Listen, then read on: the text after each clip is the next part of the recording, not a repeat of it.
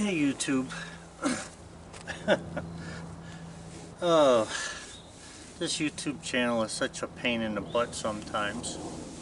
Anyway, right now, in my stage of what I'm doing, in order for me to be able to start to cut some hardwood, I need to have my kiln empty. Now there's one or two things. I can either empty the kiln, or I can build another kiln. Well, I don't feel like building another kiln because it's young in the spring here yet, and I don't want to spend money on anything. I just want to use what I have. So if I plane all the wood out of the kiln and put it into the greenhouse as stored lumber, then that gives me more room to put the hardwood that I'm going to be cutting. Now the ironic thing here is I don't want to cut hardwood first this year. I want to get as much pine as I can cut. Now the pine is not going into the kiln, but I still need the kiln as a place to put hardwood, because as I'm taking logs off the pile, I may change from pine to hardwood just depending upon how easy it is to grab the log and throw it onto the sawmill. Anyway, what I was saying about the YouTube channel, I had gotten a comment, and in one of the comments the guy used the word anal. Now, first of all, let me just say this. When I hear someone use the word anal, the first thing I think of is fool. So you're saying I might be anal in what I'm doing, and I'm saying you're a fool. Because I have found out, and I don't know if this is true, the guy may not be a fool, just like he's calling me anal but doesn't know me. You'd have to spend time with me to get to know me. That's the only way to get to know me. You cannot know me from this YouTube channel, because there are things I do not put on this thing, okay? You have no idea what I do in one day, or who I talk to, or where I go. So name calling is inappropriate in any setting, unless you have the exact name for the person. And for me, I'm going to use, if I'm anal, then someone else is foolish. Here's why. For some reason, and I'll just start off with something light. For some reason, my neighbors that are around me, now I'm talking about people within 2 miles of me, they go into town every day. Every single day they go into town. They wear their cars out 3 times faster than I do. They wear their tires out 3 times faster than I do. And they spend their money 3 times faster than I do. Roughly. Now, I see these people as being foolish, because what we do, my wife and I, in being anal, is we sit down and we determine what we need for a whole month. Alright? And then what we do is we go buy that stuff for a month, or we set times when we're going to go. But what we don't do is we don't go into the store every single day. We don't go out every single day. Now, I'm not saying there's anything wrong with going out every day, except for this. If you're spending 3 times faster, and people come here and they say, how do you afford this, how do you afford that, you know, you have trucks you've never driven, how do you afford these things? That's how. I don't piss away money on nothing. And I also don't throw time away. Now, you may see me doing things, and sometimes I'm testing stuff, and sometimes I make mistakes. It's not off your back. My mistakes never hurt anybody else but me, if they're a mistake. If I have let's say, well, one of the comments was about using pine salt to clean the sap off the wood or whatever. If I have access to pine salt, I use pine salt, possibly. I've never liked pine salt. To me, pine salt is a second-rate cleaner. It always has been. The only thing good about it is it smells like something better than anyone else. But solvents, regardless of what they are, you know, if they do the job, that's all I'm concerned with. I'm not concerned with what I use for certain reasons. Now, I do know that, when you turn a motor on, there's a spark there, regardless of whether you see it or don't see it. So it is possible that if you use some kind of fuel that you could ignite that. But I also know that there's time, and I mentioned that in my video about diesel fuel, if you use diesel fuel, you have to dry that, because it could, give you some grief down the road. But the part about the anal part I want to get back to. I was a foreman on a construction project when I was 19 years old. It was very, very hard to tell 40 and 50-year-olds at the time what they should be doing. A lot of them didn't want to listen. So I had to learn really quick how to identify the people who weren't going to cooperate and how to make them cooperate. Not by physical force, because by no means was I, a strong kid, but I was a determined kid.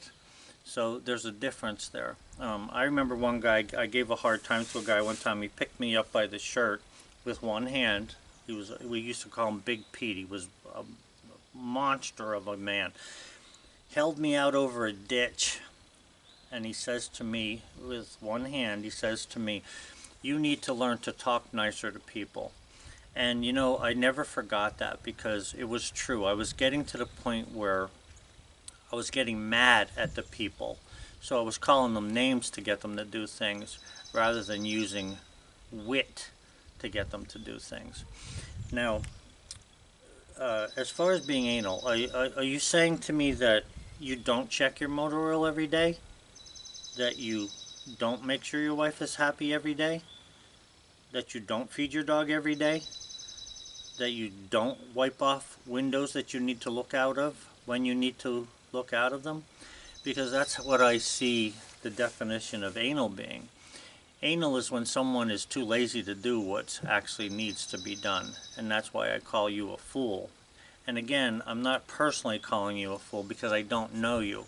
If I knew you, I may call you worse than a fool, or less than that. I'm just saying that this is a response to the comment. So, when I bought Bullseye, I spent about $4,500 on that dog to teach him how to do the things that I want him to do.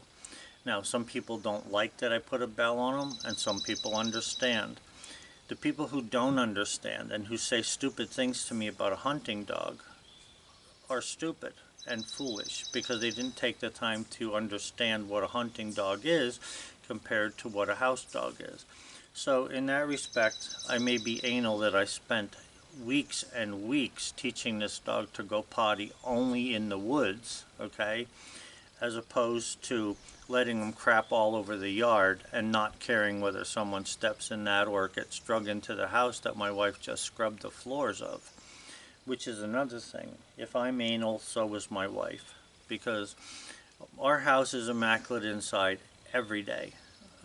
I get sawdust on me, and I'm coated with sawdust almost every day of my life since I started doing this crap. And she cleans up every bit of it. Every time I go in there, there's none left. So when I go in there to eat lunch today, when I put my shoes on and I walk out, if I got anything on the floor, she'll clean it up. But when I went to sit in my sitting room this morning to have coffee with her and to read the Bible like we do every day, then there was nothing there to clean up.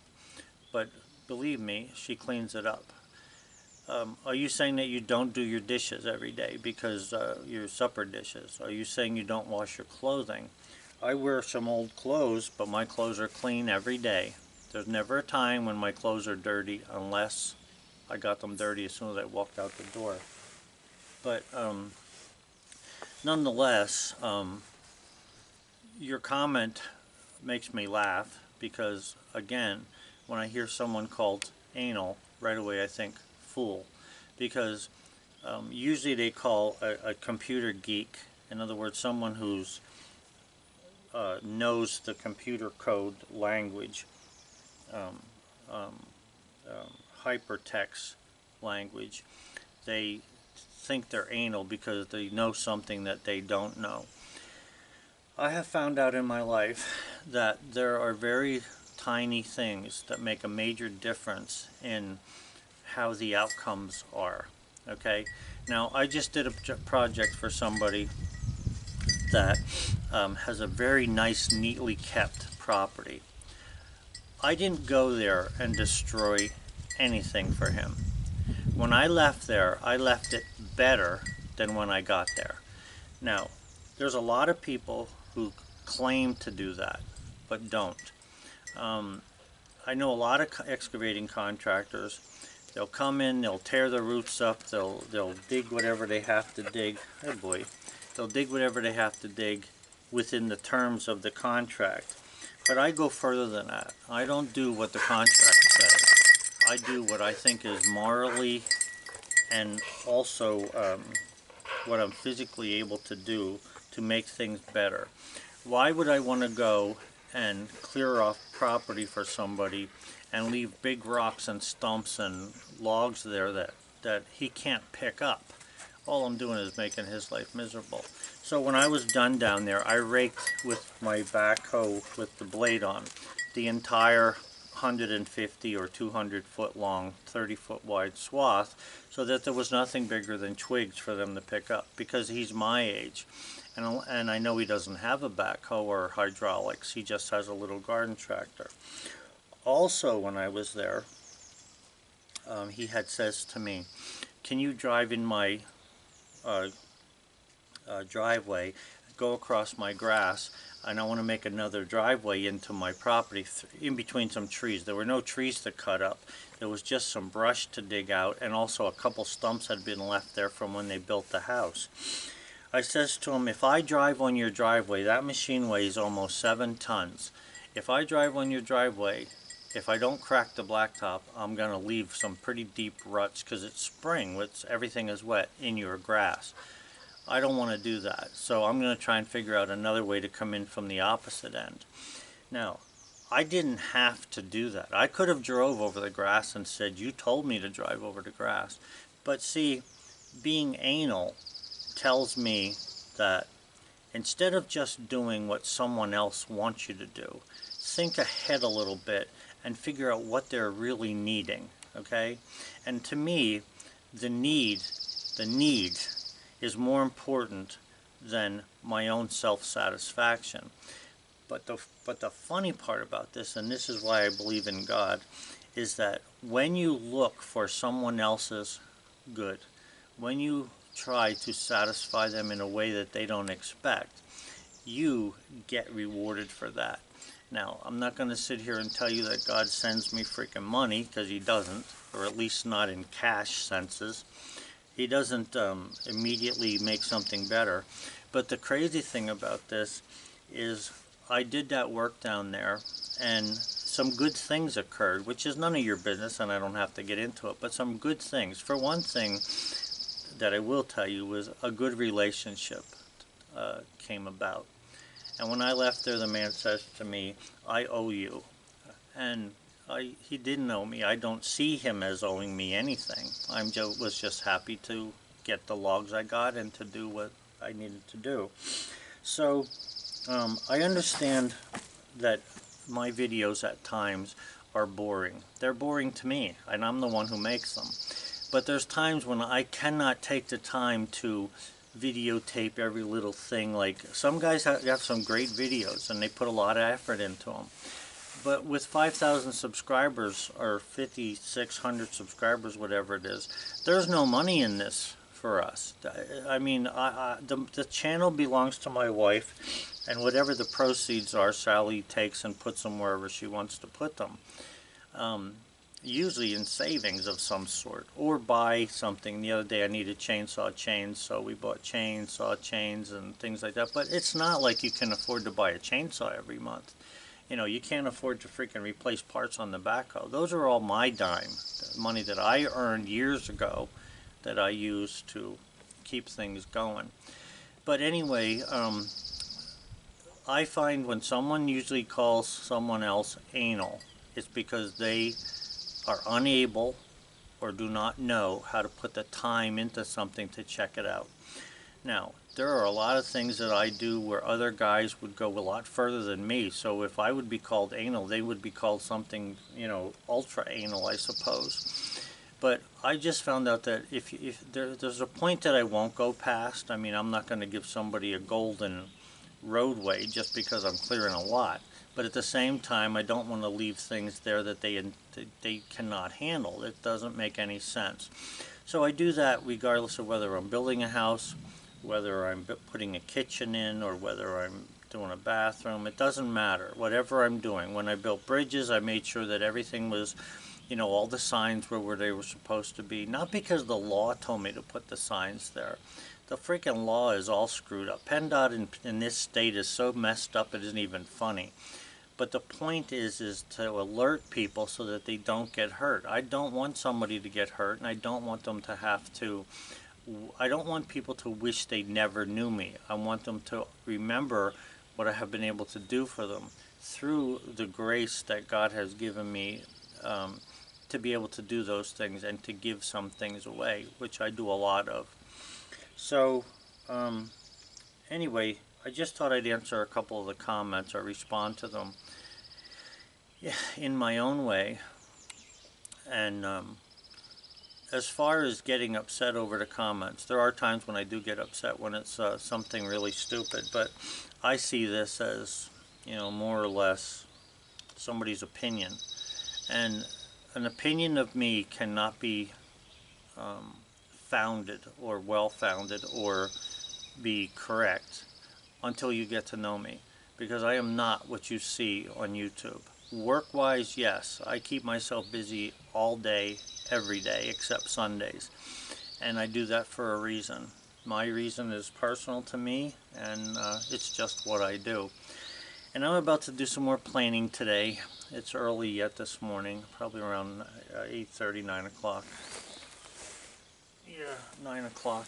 So I'm going to be not making a video on that because nobody needs to watch another planing video. Although there could be there's a lot to be learned from it.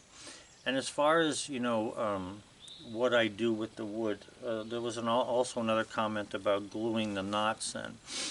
Listen, if I was, and I understand what you're saying, if I only had two boards and one of them had a knot in it and he needed both boards, you can bet that I would slip the knot out and then glue it back in. If it was something that I needed, like, I don't know, if I was making some kind of outdoor furniture possibly, or just something that, like, let's say I was putting 1x12 on a wall to give that old-fashioned board and batten look. I certainly don't want holes through it and have the insulation look, looking me in the face. So there I may glue a knot in.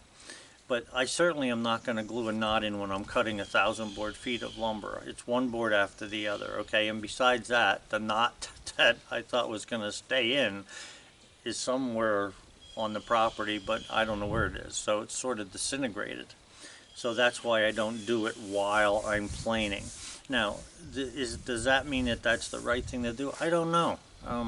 It depends on how many right boards you want. I want as many right boards as I can get, but there's a limit to how far I'll go. Now we're back to anal.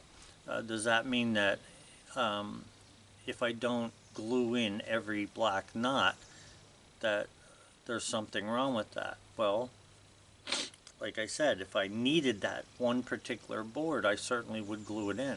But if I'm not needing that one particular board, and obviously I'm not in need of boards right now, okay, I just do this because I want to, then there's no need to stop and have to glue that. So it doesn't pay me to do it, and I'm not going to do it. But I'm just giving you my ideas for what I do.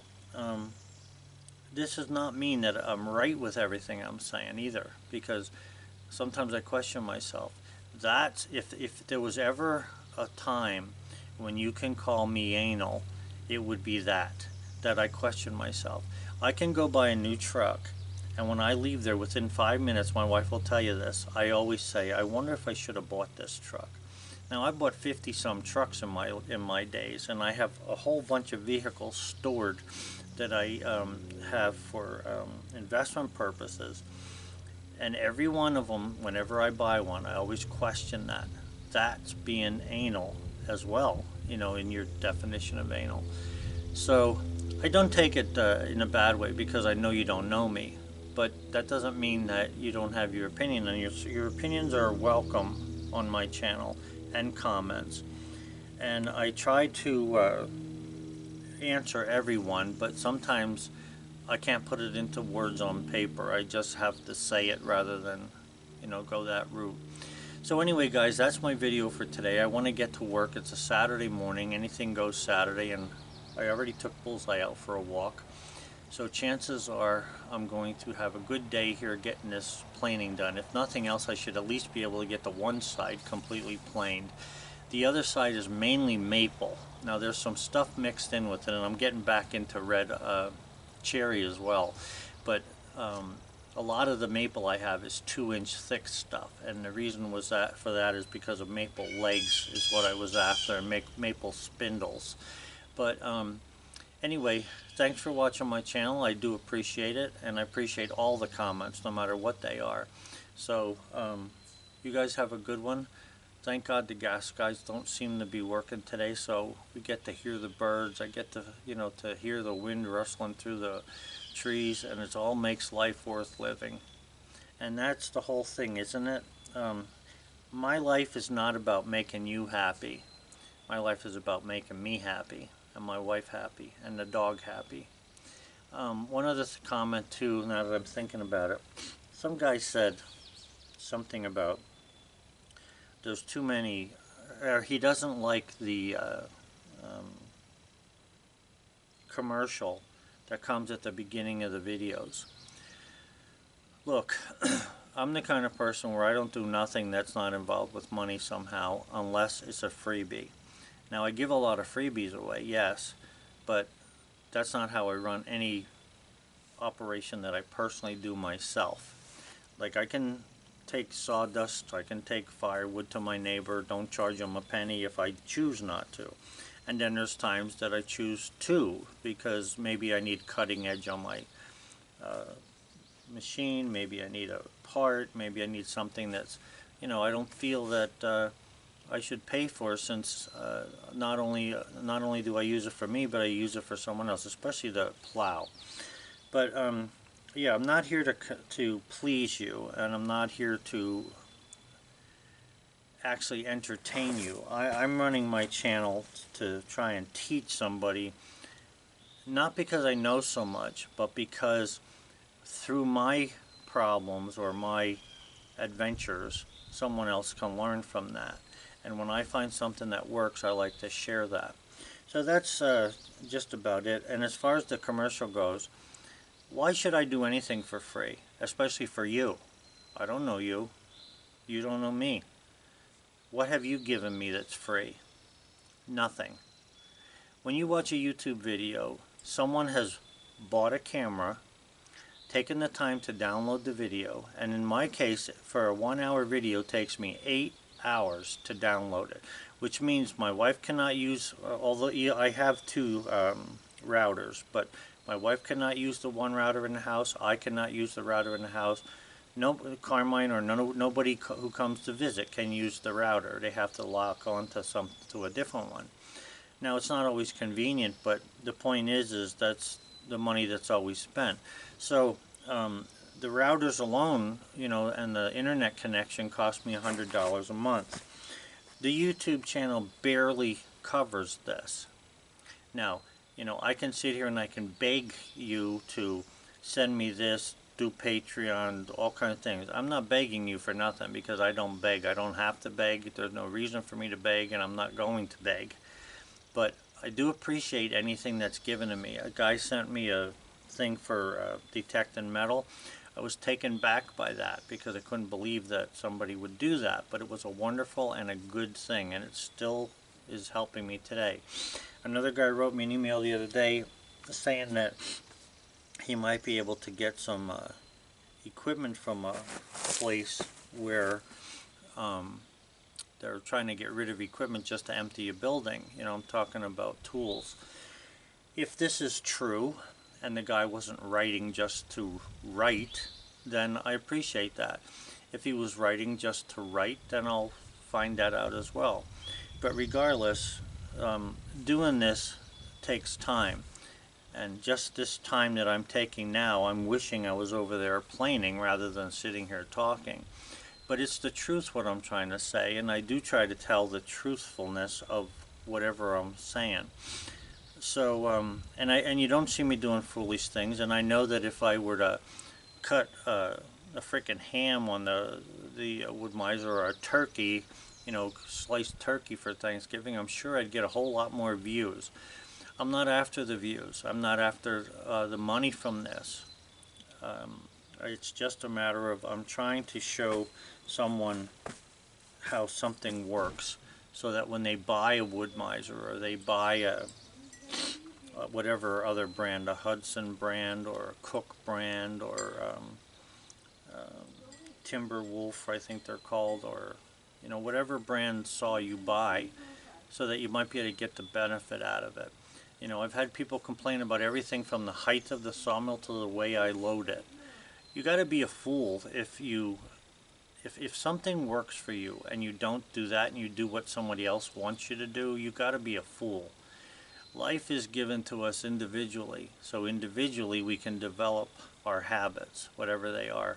And my habits have been developed over years of working, not sitting at home telling someone else what they should do.